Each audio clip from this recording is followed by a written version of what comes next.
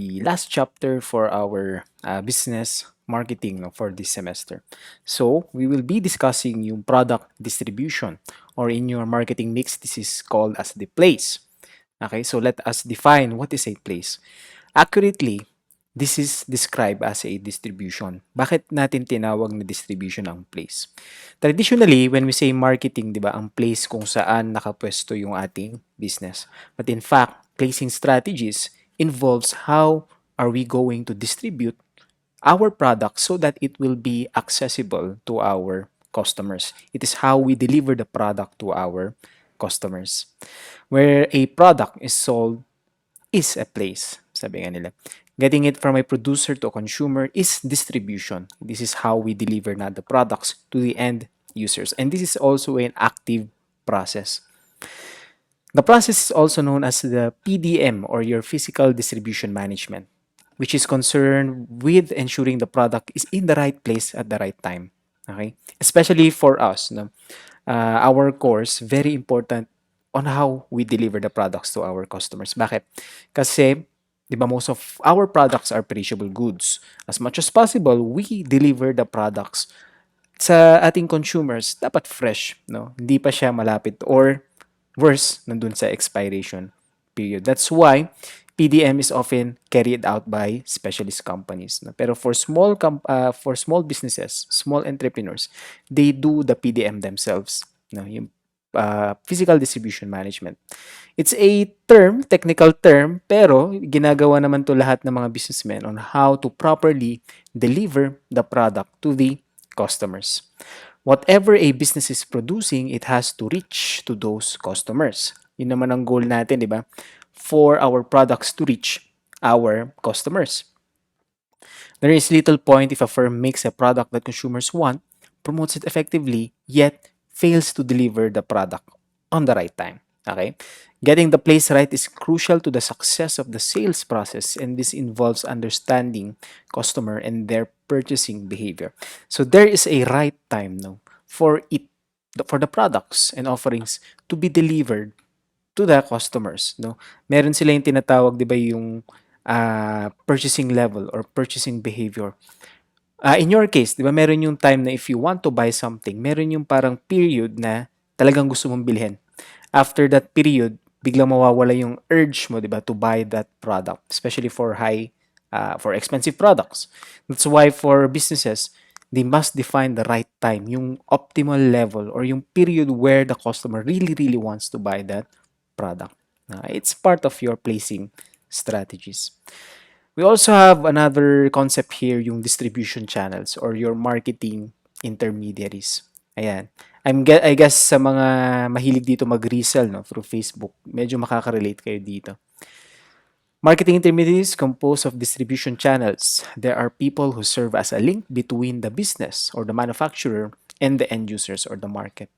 Examples are yung mga resellers natin, sales agent, advertising agencies, wholesalers, and retailers. Now, let's try to look no itong picture na to. For example, we have different producers here. Let's see yung mga distribution channels. A producer or a manufacturer can directly sell the product to the consumers. But another technique na pwedeng gamitin or strategy is through the use of distribution channels. For example, dito, producer to a retailer or producer from a wholesaler to a retailer, or another term for wholesaler is a distributor, or three parties, producer, agent, wholesaler, retailer, consumer. Kung babalik tayo sa example kanina ng Facebook, di ba, lumalabas dito yung mga ito. For example, itong nasa gitna. From the manufacturer, let's say sa China, bibilihan niya ng wholesaler. Ito yung parang supplier na tinatawag sa Facebook. Retailer naman are the resellers. Ayan. And they will sell it to the consumer. Yan yung nangyayari sa Facebook na uso, yung mga reselling. Okay? Ayan. Distribution channels. It is advantageous kasi retailers know their specific, di ba, customers. For example, there is a retailer na dito sa Baguio. There is a retailer na sa Manila, etc. So they could focus on their separate markets or specific markets. No? Ang problema naman, downside is, if there are many third parties na nasa gitna, usually, the value or the price is increasing. Siyempre, si wholesaler, papatungan niya yan. Si retailer, papatungan niya yan until it will reach sa consumer na mas mahal na as compared na binili diretso dun sa manufacturer. That is one downside. Yet, when it comes to distribution, I really believe that this is the most effective way to distribute products. Ayan. That is the distribution channels. So we have different levels nung channel distribution. We have the zero level. Ito yung from manufacturer to market directly. One level naman, meron tayong one third party. Either a wholesaler or retailer. Ayan, balik tayo dito. This is one level. Two level naman is two channels of distribution. Balik tayo dito. Meron yung wholesaler and retailer or distributor or retailer.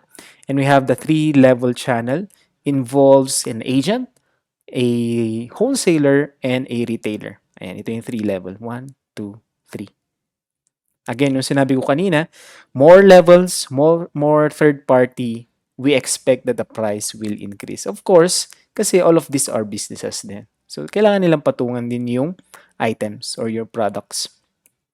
Ayan. Strategies used by companies naman, ayan, these are, pahapyawan lang natin kasi these are strategies being used by large companies. For example, we have intensive distribution. Firms place products as many outlets as possible. Lahat pwede nilang paglalagyan. For example, pwede nila ilagay sa supermarket, department stores, convenience stores, hotels, hospitals, and many more. Okay? These are applicable to products na mataas yung necessity ng paggamit. For example, yung ating mga basic commodities or basic needs such as toothpaste, toothbrush, soap, etc. Mas maganda kung intensive distribution. This makes the products accessible and available to all consumers anytime, anywhere. Another naman is selective distribution. Products are distributed in a limited lang naman number of outlets. Companies develop close business relationship with selected channels. For example, we have a product na hindi mo makikita kahit saan for specific products only. Let's say yung Starbucks. Saan ba natin nakikita yung Starbucks products? Yung mga hindi yung mga coffee na or nabubrew agad doon. Starbucks have products na ready to buy, ready to consume. Ayan. Nakikita natin yan, syempre, sa Starbucks outlet and some mga high-class na stores or convenience stores. I think even for 7-Eleven, meron na yung mga Starbucks products. Ayan. Those are selective distribution. They only select few outlets. Exclusive distribution naman, in this type of distribution, an outlet is given exclusive rights to carry the manufacturer's products within a specific territory. This setup is not convenient to customers kasi selected. Hindi mo siya makikita kahit saan. Because they have to go to that particular outlet where products are distributed or being sold. Although ang kagandahan, exclusive distribution is competition is less. An example for here is yung bonus, SM bonus products. Siyempre, we can only buy those products sa mga SMs, SM malls. Hindi ka makakita ng bonus sa palengke or sa center mall. Only at SM. This is exclusive distribution. No? Okay. Right. Another type of or concept of place or distribution is yung wholesaling and retailing. I guess most of you can relate, no? Kung babalik tayo dito sa mga levels of channel distribution, sila yung mga third parties na nasa gitna in distributing the product. So, ano bang difference ng wholesaler at retailer? Okay, I will try to summarize this na. Wholesaler, they buy large quantities from the manufacturer directly. Okay? Yun ang purpose nila. For wholesaling, can they sell it directly sa consumers? No. They will sell it sa mga retailer. Okay? Yan. So, ang ginagawa nila is they buy large quantities and break to smaller numbers to be sold on retailers. They provide product knowledge, usually all the information manggagaling yan sa wholesaler, so that the retailers will know how to promote the products. They provide the manufacturer the necessary feedback from the market. They handle the storage of the products. Kasi usually, from the manufacturer. After they produce the products, didiretso yan sa wholesaler. So, wholesaler sila ang mamomroblema sa storage. Or ano bang magandang term dun? Yung parang bodega na malaki. Ayan. They carry the inventory of the manufacturer's products, so they are in charge on inventory management of these products. They provide their own sales agents so that it helps the manufacturer to minimize manpower cost. Ito yung kagandahan ng relationship between the wholesaler and the manufacturer. After producing nung manufacturer yung products, si wholesaler na ang problema when it comes to inventory and distribution. And again, kanino nila ibibigay yan? Pwede bang diretso sa consumers? No. Ibebenta nila yan sa mga retailers. Okay, retailers or retailing is the process of selling products at sila ang magbebenta sa mga end users or consumers. And this is the last stage of the channel of distribution. Ang ginagawa nila is it helps the economy to create more jobs by providing employment, 'di ba? By opening these retail shops. Ayan. Majority of the market patronitis, of course, from the retailers' purchases. It serves as a link between the wholesaler and the customers. Sila yung nasa gitna eh. Sells the products that the end users can afford and retail stores are commonly accessible to the market. Ano ba magandang isang example ng retailing na business? Chongsan is a retailing business. They do not produce their own products. They buy it from a wholesaler. Or yung mga nakikita nating mga shops no, sa SM, even yung mga clothes, Uniqlo, Bench, those are Bench and Pen Shop, those are retailing kasi they do not produce no, their own product. They buy it from a wholesaler. What they do is they just put their brand, lalo na sa mga clothing companies such as Bench and Pen Shop. No, they do not produce the clothes, but they just put their logo, their brand. Okay? And they can sell it sa end users or customers. Even naman may mga online sellers natin, di ba, they have their brand names na mga pinupost nila sa Facebook, yet they do not produce their product. All they do is to resell. So, their type of business is a retailing business. Okay? Ayan. So, we have classifications of retailers. Meron yung mga self-service. Ayan. They sell on a convenience store, 7-Eleven. Full service naman, offer more choices of specialty products, providing more services to customers. For example, is yung Chongsan. Chongsan is a full service retailer. Operating expenses are high, which results to higher product price. Kagandahan lang kay Chongsan is that they can still maintain no, yung low price as compared to SM, Supermart, or SM department store. Yun yung comparable to Chongsan eh. The prices is high for SM. Very good for Chongsan and they can maintain lower price. We also have limited service. Retailers carry more shopping goods, therefore providing more sales assistance for customers who need information about a product. If we try to analyze yung Chongsan department store, it's a full service, yet di ba they have different sections. Tas meron yung mga salesperson doon that specialize on that area. For example, sa baby clothes, ayan.